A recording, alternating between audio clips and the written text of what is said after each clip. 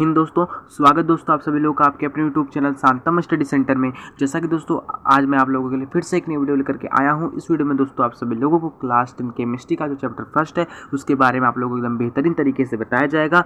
यदि आप लोगों को दोस्तों इस चैप्टर में कहीं कोई भी प्रॉब्लम आ जाना तो कहिएगा, ठीक है। तो दोस्तों जो हमारे लोग का जो क्लास 10 का जो चैप्टर फर्स्ट है रासायनिक अभिक्रिया एवं समीकरण, यदि आप इस वीडियो को ध्यान से देख लेंगे तो इस चैप्टर में आपको कहीं कोई भी प्रॉब्लम होने वाली नहीं है। सारे डिफिनीशन को आपको एकदम बेहतरीन तरीके से बताया जाएगा। यहाँ दोस्तों आपको रटना नहीं है, ठीक है। एकदम अच्छे तरीके से आपको समझाया जाएगा, बस आप अच्छे तरीके से समझने का प्रयास करिएगा, ठीक है। तो चलिए दोस्तों बिना टाइम को वेस्ट के वीडियो को शुरू करते हैं। शानदार चैप्टर को शानदार तरीके से शुरुआत करते हैं। जो हम लोग का जो केमिस्ट्री का जो चैप्टर फर्स्ट है रासायनिक अभिक्रिया एवं समीकरण, ठीक है। क्लास 10 केमिस्ट्री का चैप्टर फर्स्ट है रासायनिक अभिक्रिया एवं समीकरण।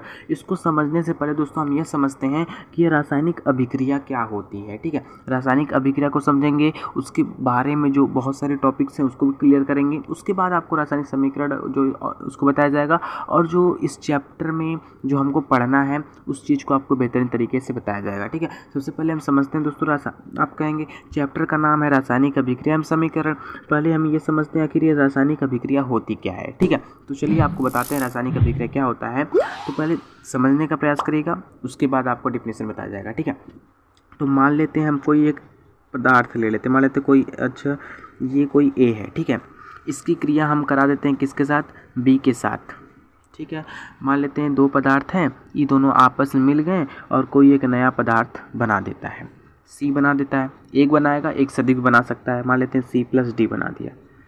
तो आपको बोलना क्या है, जब कोई पदार्थ अकेले, मतलब ये बस केवल ए भी हो सकता है, ए जो है क्रिया करेगा, ए अपने आप में टूट करके क्या बना लेगा, बी बना लेगा, प्लस में सी बना लेगा, ऐसे बना सकता है, ठीक है। तो पहले आपको बोलना क्या है, जब कोई पदार्थ अकेले या किसी दूसरे पदार्थ के साथ अभिक्रिया करके, क्या करके, जब कोई पदार्थ अकेले या किसी दूसरे पदार्थ के साथ क्रिया करके कोई, ठीक है। पहले बोलना क्या है, जब कोई पदार्थ अकेले या किसी दूसरे पदार्थ के साथ क्रिया करके एक या एक से अधिक भिन्न गुण वाले पदार्थों का निर्माण करता है, उसे ही हम बोलते हैं क्या, रासायनिक अभिक्रिया। तो रासायनिक अभिक्रिया क्या कहते हैं, पहले मेरी बात समझने का प्रयास करिएगा। ये ए है और ये बी है, और बना क्या, ये सी बन गया और ये डी बन गया। तो समझिएगा, क्या ये जो ए और बी है इन दोनों का गुण क्या इससे मैच कर रहा है, नहीं। ए अलग होता है, बी अलग होता है, इन दोनों को मिला दिए, सी अलग बन गया, डी अलग बन गया। मेरे कहने का मतलब है जो उत्पाद आप लोग जो जैसे जो चीज़ आप मिला करके जो बनाएंगे, तो जो आपका जब बनेगा ना वह क्या होगा, इससे क्या होगा, भिन्न होगा, अलग होगा, ठीक है। जो भी चीज़ बनेगा आपका, इस ये वाली जो चीज़ बनेगी आपकी, जो नई चीज़ जो बनेगी, इससे क्या होगी, अलग होगी, ठीक है। तो वही मैं आपसे कहने का प्रयास कर रहा हूँ, जब कोई पदार्थ अकेले या किसी दूसरे पदार्थ के साथ क्रिया करके, प्लस का मतलब क्रिया करके, ठीक है, क्रिया करके एक या एक से अधिक, एक पदार्थ बनाएगा या उससे अधिक बनाएगा। एक से अधिक मतलब दो बनाए, तीन बनाए, चार बनाए, पाँच, उससे मतलब नहीं, ठीक है। तो एक या एक से अधिक पदार्थ का निर्माण करता है, उसे हम क्या बोलते हैं भैया, रासायनिक अभिक्रिया बोलते हैं। और इन सब दोनों का गुण क्या होता है, इन दोनों का भिन्न भिन्न होता है, ठीक है। जो गुण होगा दोस्तों इन दोनों का क्या होगा, भिन्न भिन्न होगा। तो अब हम बात को समझते हैं, देखिएगा ध्यान से, रासायनिक अभिक्रिया क्या होती है। जब कोई पदार्थ अकेले, क्या, जब कोई पदार्थ अकेले या किसी अन्य पदार्थ के साथ क्रिया करके, मैं क्या बता रहा हूँ, जब कोई पदार्थ अकेले या किसी अन्य पदार्थ के साथ क्रिया करके एक या एक से अधिक, क्या मैं बताया दोस्तों, एक बनाएगा, ठीक है, या फिर एक से अधिक बनाएगा, ठीक है। तो इसका क्रम जो मतलब एक बनाया या एक से अधिक, दो बनाया, तीन बनाया, चार बनाया, उससे मतलब नहीं, ठीक है। एक या एक से अधिक, ठीक है।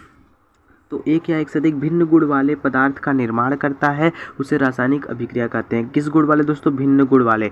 यानी देखिए ये जो ए है और ये बी है, इन दोनों का गुण क्या सी डी से अलग है कि नहीं, अलग है ना। तो A+B बना क्या, C+D। इन इसका जो गुण होगा इससे क्या होगा, अलग होगा, भिन्न भिन्न होगा, ठीक है। तो हमने तो ये समझ लिया रासायनिक अभिक्रिया क्या होता है। जब कोई पदार्थ अकेले या किसी दूसरे पदार्थ के साथ क्रिया करके एक या एक से अधिक भिन्न गुण वाले पदार्थों का निर्माण करता है, उसी को हम बोलते हैं रासायनिक अभिक्रिया। तो उम्मीद करते हैं आपको रासायनिक अभिक्रिया समझ में आ गया होगा। चलिए अब हम बात करते हैं, जैसे हमने क्या लिया पहले समझिएगा ध्यान से। हमने लिया ए और प्लस कर दिया हमने बी। एक हमने रासायनिक अभिक्रिया में क्या क्या लिया पहले उसको लिख देते हैं, ठीक है। ए लिया, बी लिया, इसको जब हमने अभिक्रिया कराई तो हमारा क्या बना भैया, सी बन गया और डी बन गया। कोई दिक्कत यहाँ तक? कोई दिक्कत नहीं है ना। तो अब ध्यान से देखिएगा, अब कहेंगे सर ये हमने ए और बी ले लिया तो इसको कहते क्या है। तो ध्यान से देखिएगा, जो चीज़ हम ले कर के मिलाते हैं, ठीक है, जो चीज़ ले कर के मिलाया तो वह क्या बन गया हमारा, अभिकारक। क्या बन गया दोस्तों, अभिकारक बन गया, ठीक है। और जो चीज़ हमारा बनेगा उसको क्या बोलेंगे, उत्पाद।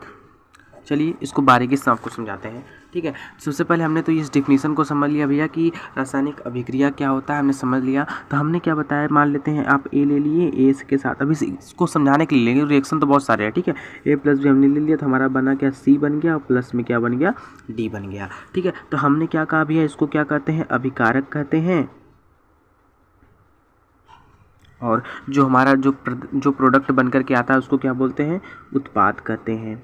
चलिए इतना समझ में आया कि नहीं। अब कहेंगे सर ये अभिकारक क्या होता है, उत्पाद क्या होता है, इसको तो बता दीजिए, तो टेंशन क्यों ले रहे हैं, हम तो हैं बताने के लिए ना, ठीक है। तो अभिकारक क्या होता है, ध्यान से मेरी बात समझने का पहले प्रयास करिएगा। अभिकारक क्या होता है, जिससे पहले बताइए हमें, जिससे आप लोग चाय बनाना किसको आता है, चाय बनाना लगभग सबको 10th में चले गए हैं, ठीक है। तो चाय बनाना सबसे पहले क्या लेंगे, चीनी लेंगे, सबसे पहले पानी लेंगे, ठीक है। पानी लेते हैं, फिर चीनी लेते हैं, फिर उसमें अदरक डालते हैं, ठीक है। अदरक ले लेते हैं, जो जो सामग्री होती है उसको नोट कर लीजिए। पानी की आवश्यकता पड़ती है, चीनी की आवश्यकता पड़ती है, अदरक की आवश्यकता पड़ती है, और जो चाय पत्ती होती है, ठीक है, उसकी और भाई बहुत सारी जो चीज़ आप मिला दीजिए, जैसी आपको चाय बनाना है उस तरीके से मिला दीजिए, ठीक है। तो ये सारी चीज़ें जो हमने मिलाया, मिलाने के बाद क्या बन गया भैया, हमारा चाय बन गया। क्या बन गया, चाय बन गया। तो हमने मिलाया क्या, पानी प्लस चीनी प्लस अदरक प्लस चाय पत्ती, यानी हमने क्या किया, अलग अलग पदार्थों को मिलाया। तो मिलाने के बाद हमारा क्या बन गया, एक नया पदार्थ बन गया। तो यही क्या है दोस्तों, रासायनिक अभिक्रिया है, ठीक है। तो जो हम लोग जो पानी चीनी अदरक चाय पत्ती जो अलग अलग जो प्रोडक्ट लिया है, तो इसी का नाम हमने क्या दे दिया, अभिकारक। क्या दे दिया, अभिकारक दे दिया, ठीक है। यानी कि जो चीज़ ले करके हम मिलाएंगे, मिलाने से उसी से जो चीज़ हमने क्या किया, मान लेते हैं A plus B plus C plus D, चीनी पानी चाय पत्ती अदरक जो हमने ले लिया यहाँ पे, ठीक है। जब हमने इसको क्या किया, आपस में जब मिलाया, मिलाने के बाद क्या बन गया दोस्तों, एक नया पदार्थ बन गया। जो नया पदार्थ बन जाएगा उसी को क्या बोल देंगे, हम उत्पाद बोल देंगे। और जिस चीज़ को लेकर के हम मिला करके बनाए हैं उसी को क्या बोलेंगे, अभिकारक। अभिकारक क्या होता है, तो समझ गए होंगे आप सब कि रासायनिक अभिक्रिया में भाग लेने वाले पदार्थ को क्या बोलते हैं, अभिकारक बोलते हैं। और रासायनिक अभिक्रिया के फलस्वरूप जिस पदार्थ का निर्माण होता है उसे क्या बोलते हैं, उत्पाद बोलते हैं। तो आपको मैं मोटी बाटा भाषा में समझा दिया हूँ, ठीक है। तो ध्यान से देखिएगा, अभिकारक क्या होता है भैया, इसका सीधा फंडा है कि भैया अभिकारक क्या होता है, रासायनिक अभिक्रिया में भाग लेता है।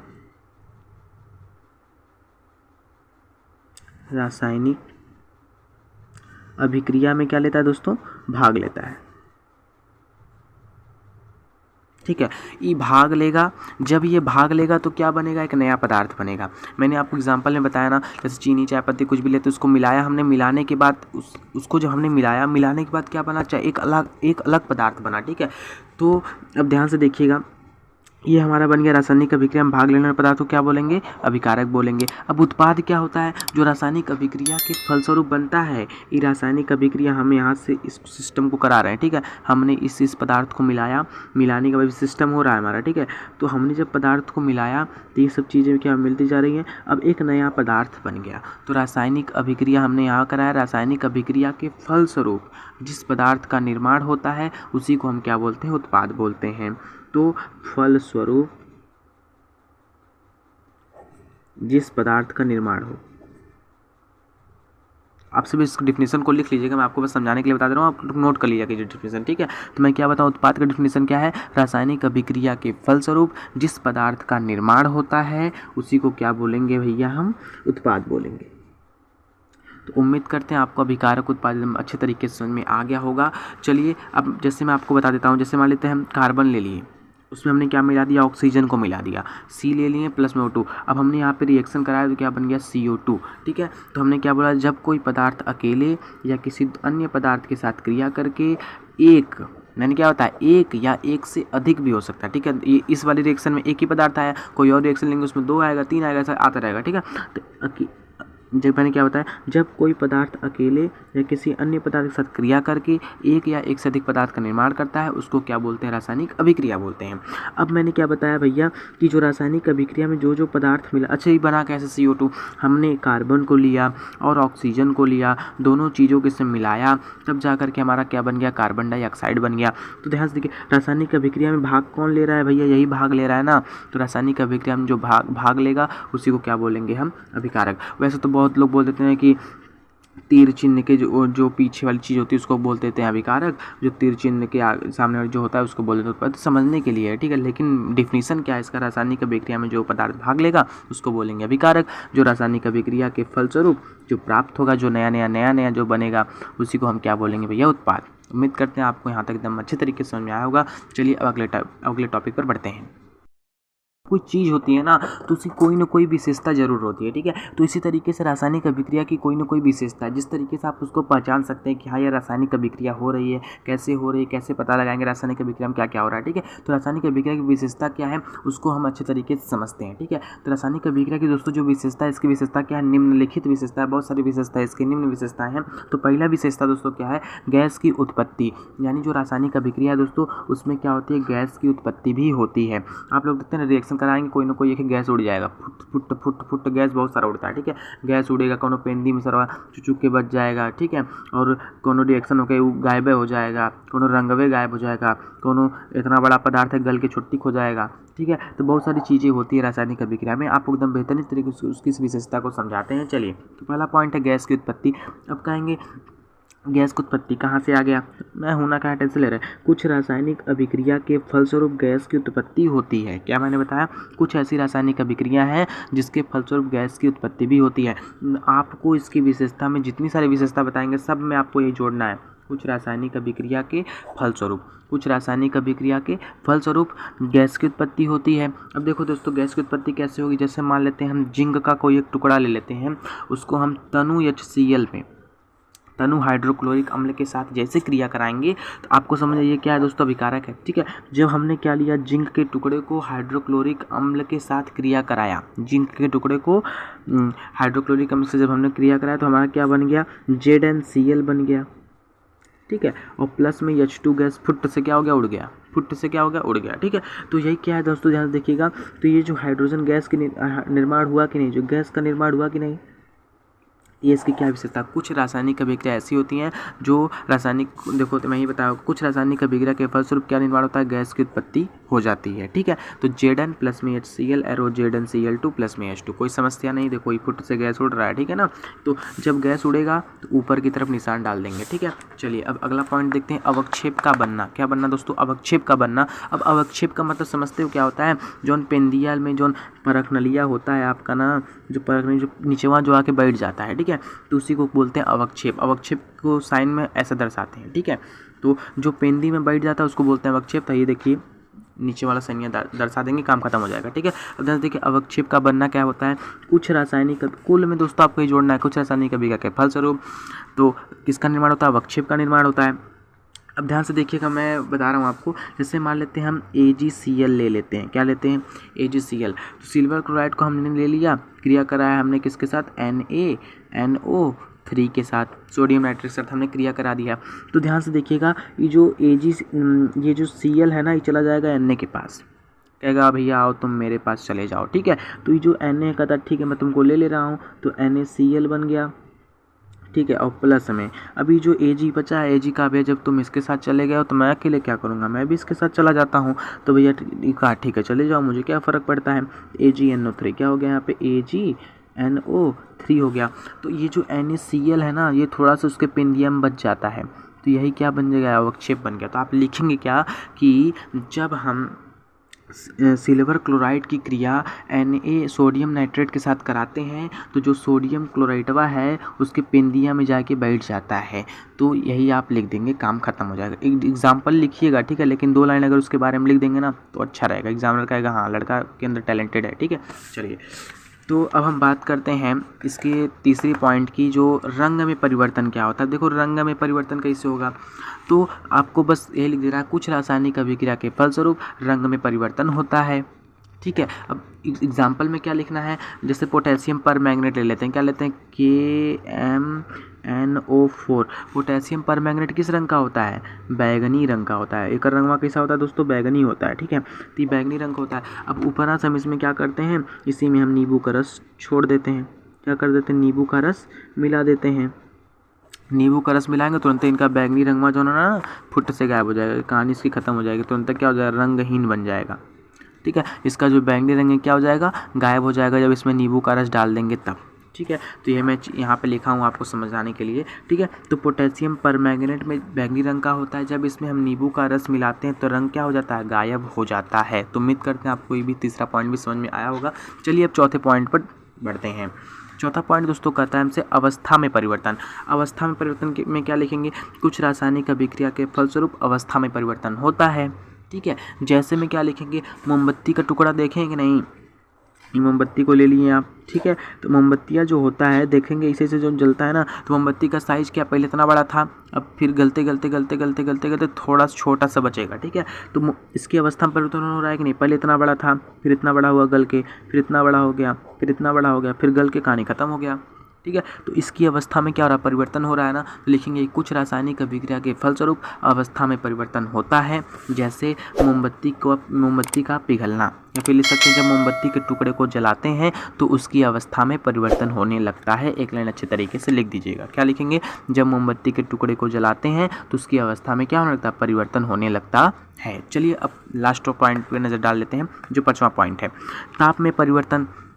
अब कहेंगे ताप में कहाँ से परिवर्तन हो गया, तो ध्यान समझिएगा ताप में परिवर्तन कब होगा। अच्छा आप लोग जानते हैं कि जब मार्केट वार्केट में जाते होंगे चूना वूना खरीदने के लिए, जो ढोको वाला जो चुनवा होता है, कड़ी चूना जिसको बोलते हैं, ढोको वाला जो चुनवा होता है उसको लेके आएंगे, पुट्टी उट्टी पुताई उताई करने के लिए आता है, ठीक है। तो उस चुनवा को ला करके क्या करेंगे, पानी है, ठीक है, मान लेते हैं पानी, जब इस पनिया में डाल देंगे ना तो इसमें से क्या होता है, इससे भाप निकलने लगता है, गर्म पनिया खोलने लगता है, ठीक है। तो पनिया में से जब भाप निकलने गर्म क्या होने लगता है, गर्म होने लगता है, ठीक है। तो ये क्या हो, कड़ी चूना के ढेले पर जब पानी की छींटे डालोगे, ठीक है, तो उसमें से वो क्या हो जाएगा, गर्म हो जाएगा। गर्म हो जाएगा भैया, इसके ताप में क्या हो रहा है, परिवर्तन हो रहा है। पहले क्या था, ठंडा था बेचारा, पानी डाल के उसका दिमाग गर्म कर दिए, तुरंत ही उड़ने लगा, ठीक है ना। तो ये मैं लिखा हूँ कड़ी चूना के ढेले में, कड़ी चूना ठोका ठोका ढोका ढोका होता है, ठीक है। तो कड़ी चूना में जब जैसे हम जब पानी डालेंगे तुरंत क्या हो जाएगा, टनटनाई गर्म हो जाएगा, ठीक है। तो इतना ही सारा पॉइंट है दोस्तों। अब इस थोड़ी वीडियो लंबी हो जा रही है दोस्तों, तो हम क्या करेंगे, इस वीडियो में इतने टॉपिक तक क्लियर करते हैं। इसके नेक्स्ट वाला जो पार्ट आएगा उसमें आपको इसके आगे वाली चीज़, अगली वाली टॉपिक जो बताई जाएगी कि रासायनिक समीकरण क्या होता है, रासायनिक समीकरण संतुलित कैसे करते हैं, रासायनिक समीकरण पहचानते कैसे हैं। चलिए तो उस अगले टॉपिक को अगले वीडियो में देखेंगे। तब तक के लिए जय हिंद जय भारत। दोस्तों आप लोग से एक ही रिक्वेस्ट है, यदि आप लोग को वीडियो अच्छी लगी हो तो वीडियो को लाइक कर दीजिएगा और चैनल को सब्सक्राइब करके बेल आइकन के नोटिफिकेशन को प्रेस कर दीजिएगा, जिससे मैं डेली की जितनी वीडियो बनाऊँ उसका नोटिफिकेशन आपके पास तुरंत पहुँच जाए। तब तक के लिए जय हिंद जय भारत।